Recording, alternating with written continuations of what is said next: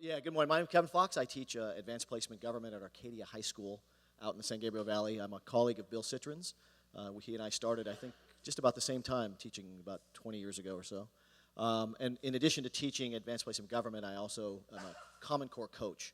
So I work with my colleagues in the social studies department to help them adjust and innovate. And then I also work district-wide on some initiatives for, lateral teaming with our high school, middle school, and elementary school social studies teachers so that we can see how these standards that Nikki pointed out work from the bottom all the way up. So really quick, okay, just again, what we're trying to do with the Common Core, I think most of us would agree that the goals of the Common Core, although they've been politicized to some extent, and probably rightfully, but they're really good. I mean, they're what our kids need. How we get there, that's the real problem, and we're going to struggle with that for sure. But we're looking for higher levels of rigor. We need our kids to be ready for the 21st century. And a colleague of mine came up with the idea that, well, rigor just means to teachers making it harder sometimes, versus vigor, a vigorous curriculum with vigorous thinking and vigorous activity. It's kind of a nicer way to do it, so I'm sort of promoting that myself, that we need our kids to think vigorously, to be alive and active in their interpretation of things. Again, this does have that. Whoa, we're moving along here. Back. Okay, really quick. So, and again, it's evidence. So next slide, and there's a little video. This is great, if we can get this to work, hopefully. Oh, I know. This is a young lady trying to get a job. Okay, I'll just narrate. It's one of these animated things on the internet, and you can make your own. But this young lady's trying to get a job, and the guy in the interview says, okay, well, tell me, what are your greatest strengths? And she thinks for a moment. She goes, what are my answer choices? And he's all, what? And she goes, well, are they A, B, C, or D? And he says, what? And she goes, well, that's my choices, right? And he's like, no, there's no choices. Then she goes, okay, I'll pick C. Because my teacher told me that if I didn't know the answer, to pick C. What it's trying to illustrate is that this regime of testing that we've been living under for the last decade has been a disaster. And I teach seniors. I teach kids and I teach in suburbia, Nirvana. And our kids go to college, 99% graduation rate. They're going off to the greatest schools in the country. And even those kids are becoming less able to think. They can study, they can memorize, they can take tests really well. But if you stop that for 10 seconds, they can't really think. It's not their fault. The systems push them there. So the Common Core, I truly believe, is going to help us move away from that. It's going to take a while. The current 6th graders, there's hope for them because they're going to get this change early enough. But the current 9th graders, it's not going to have much impact on them. Anyway, so we'll just carry on. Let's go on there. There we go. One more. This just shows me the world that our kids live in. And this is why teachers have to become relevant. The guy there has all the technology that we used to need to do all those things. Video camera, boom box, etc., computers. All that's now in their pocket. And most of our kids, especially in more comfortable areas, they have those. They've got smartphones. The entire world is at their fingertips. Teachers are quickly becoming irrelevant if all we do is deliver information. And so this is really a challenge, not just for Common Core, but the survival of education in some ways. We need our classrooms to be more interactive, to provide perspectives on the spot.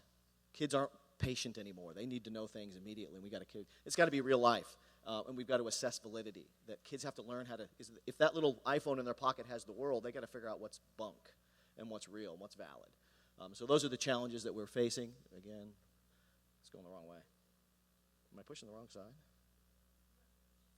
Okay, click, beep. Okay, and Nikki talked a lot about literacy. It's literacy all over the place. Literacy in every form possible.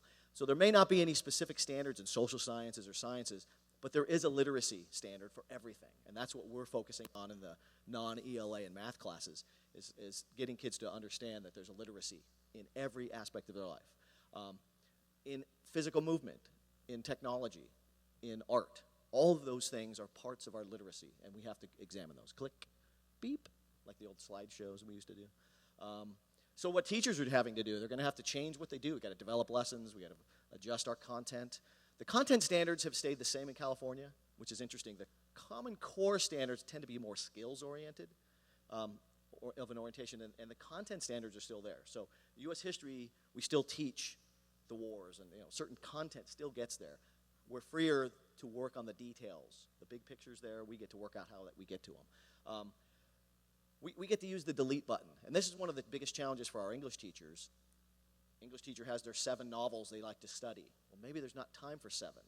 Maybe they've got to take out a novel or a play and do something else. And so some teachers are embracing that with excitement. Others are afraid because they're used to their core that they used to do. So it's a challenge. We have to teach differently. It's requiring some real shake-up in the classroom. And it's scaring some people. It's really hard, but we're trying to help them. And then we have to assess differently. And we'll talk about the standards assessments that are coming. But we're going to have to do that differently as well, and we are. And then we have to work within and across departments. And this is exciting for some of us who like that idea. I get to talk to English teachers and math teachers and science teachers and talk about how do I integrate their subject into my subject of history or social studies. So the CSTs are over. This is the big assessment stuff. This is the standardized testing. That's a real Scantron from one of our students on the CSTs a couple years ago, right? They didn't care. The students said it's memorization, regurgitation. It didn't affect them. It wasn't part of their graduation requirements. It didn't affect their college admissions.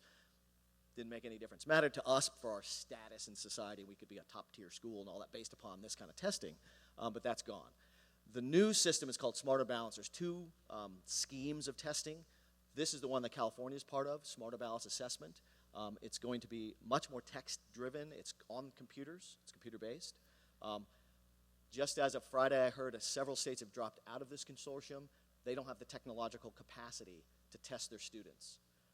The Wi-Fi or the bandwidth issues, they just can't do it. So what's the difference? The CSTs rewarded memorization, questions like what, where, and when. The SBACs are going to reward higher order thinking skills, the whys and the hows, and to prove it. Where in the text do you prove? Oh my goodness. Sure, just say yes to everything. Okay. Beep. And then the CST test, where again, paper, pencil, static, every student got a version of the same questions. The SBACs are computer-based, and I'm not a computer scientist, but I have been researching a little about the adaptive testing structure. As a child answers a question at whatever grade level, if they answer it, they get a harder question in the same realm. If they can't answer that one, it drops down. So it continues to level up and down according to the student's needs, so that at the end of the test, it will say, this student achieved a certain level, and it's not like you failed a certain level. Rather, it's trying to find where they can actually make it.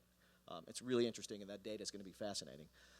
The testing schemes, at least for the high school, that's because that's from my perspective. We used to test 9th, 10th, and 11th grades. We'd take 2 weeks off of the school year, couldn't teach. We had to set our entire school schedule based upon this little window they gave us to have 140 days of instruction before the test. The SBAC is, at the high school level at the moment, is only going to be 11th graders. So we're freed up from a little of that grind of the testing. It's an 8-hour process over a couple of days. It's all on the computer. And we're going to get the results back in a matter of a couple weeks. So our students will still be in our classrooms when we get the results. And we can then, match them up with child by child to see where they did well, and we can reflect on our instruction immediately, or much more so. We used to get the CST scores in August or September from the previous school year. And the school year already started, and yet we didn't know how our kids had done. So it's a much big improvement as well. Beep. So just to throw in a couple other things. Coleman, David Coleman, who I had a chance to meet last summer and had a small focus group with him, about 10 teachers from across the country. I found him really interesting. Political guy for sure, but his domain now includes the SAT and the AP programs because that's what he's in charge of. And so there's going to be an alignment. Schools and states that are dropping out of the Common Core perhaps are putting their kids at a disadvantage because SAT is still part of the college prep process, so is advanced placement. The format, the content, and the preparation for SATs are changing by 2016. Click, beep. Next. Next one. So you remember, some of you probably studied for the SATs. You had your SAT word list, right? Those big 25-cent words that kids would try to throw into their essays and stuff. Those are gone. Language is going to be built from context. So kids are going to have to understand words that are relevant to the work that they're going to be doing, not just random list of words that somebody thought they should know. Next. Yeah, we'll just keep going. Those are just elements within the new SAT that are going to be quite different from the past. Obviously, evidence-based, as Nikki was pointing out. Next. So we can do. The essay portion is going to be optional for the universities. California has already adopted the UCs, the Cal States, and the community college leaders have all come out about a month or so ago with a big letter saying they endorse the Common Core, they endorse the new SAT program. They're going to include it and make it a big part of their admissions process as well. Math is going to be focused on 3 areas. I don't know anything about math, so I can't tell you what those are. And real world. So the text is going to be moving in towards informational text, real world situations, documents that a young man or woman would actually see and read in their lifetime, and can they make sense of it? Obviously, then science and social studies are part of this. One of the parts of the SAT is there will be a founding document, part of the SAT. It's either the Declaration of Independence, Federalist Papers, the Constitution, Articles of Confederation, something from the founding area, a primary text, will be part of the SAT from now on. Some people like that. Some people find it sort of regressive. As a government teacher, I think it's great. Regressive. Yeah. I find it great. I think our kids need to read primary source documents and interpret them on their own and not just listen to certain people. Founding documents again. Click. And no penalties, which is nice. Okay, next. Just going to run through this. Now, here's the big game changer in the SAT world. You've heard of Khan Academy? It's an online tutorial program. Khan is developing a series of tutorials that are going to be free for every child in America. No longer, if you say you pay your thousands of bucks for the tutor at the SAT school down the street, do your kids get an advantage? Now, there's a lot of people upset about that because their financial situation now has given them an advantage that's not going to be there. This is going to level the playing field. Every kid in America is going to have high-quality tutorial available to them in terms of what's going to be on the SAT. Click. That's to be determined because those are separate entities. Some people think the way SAT goes, ACT will follow, but we'll watch and see what happens. Education and testing should be about worthy challenges, not artificial obstacles. This is a leveling process in a major way, or at least potentially. It's what the changes are about. Click. We'll just go through really quick. Now, the advanced placement program, also part of College Board's domain, is changing as well. It's going to be a much slower rollout because there's a lot more involved. It's going to be more supposed to be more aligned to what a child will really take when they hit that first level college course, that survey course. Chemistry 101, History 101, those sorts of courses. They're going to be more thematic, a lot less list and memorize, much more themes and structure and pattern looking, shifting away from the checklist of facts notion, U.S. history, that kind of stuff. And the curriculum and the exams are changing as well. Click. Karen. For example, the AP US History is one of the first ones that they're rolling out in this newer format. And instead of just memorizing, there's a lot more reasoning involved. And some of the teachers are struggling. My colleagues who are teaching it this year, they're really facing some challenges in changing the way they taught for many years, in some cases, to this new format. And we're trying to roll it out carefully. Historical arguments, that's what it's about. Not just memorizing or chronologically listing, but getting into that sense of interpretation and argumentation. And synthesizing, putting together. If you look at those words, nobody thinks those are bad. How we get there, again, is going to be the challenge.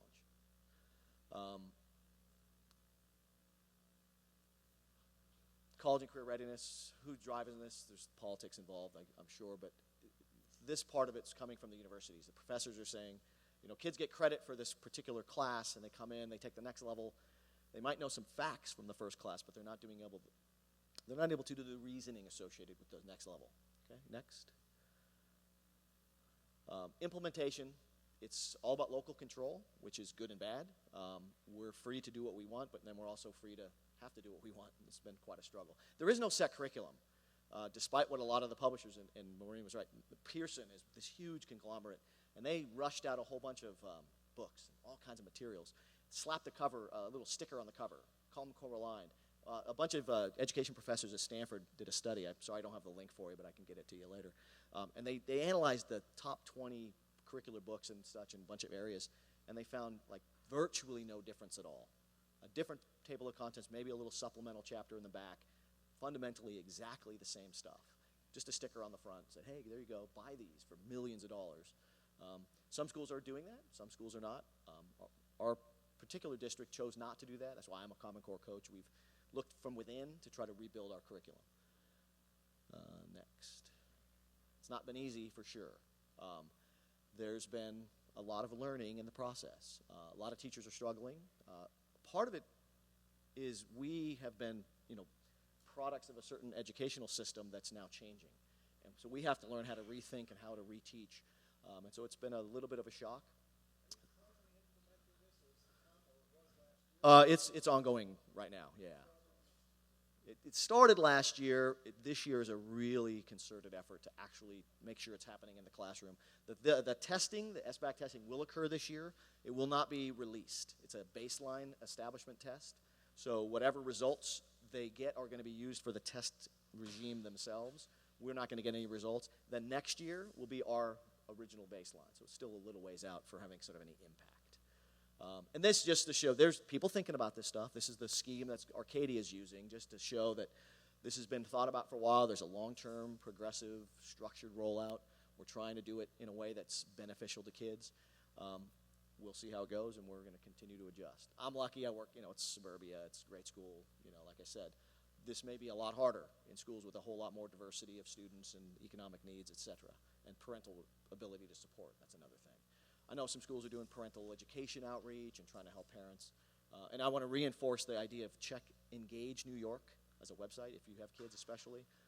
Really, really good resources about how you can help your kids, because the math problems they bring home to you, if you haven't seen them, are not what you did for homework. And it's going to be a struggle for us to keep up with the kids and to help be able to support them as necessary. So hopefully that was quick enough to get us into our Q&A session.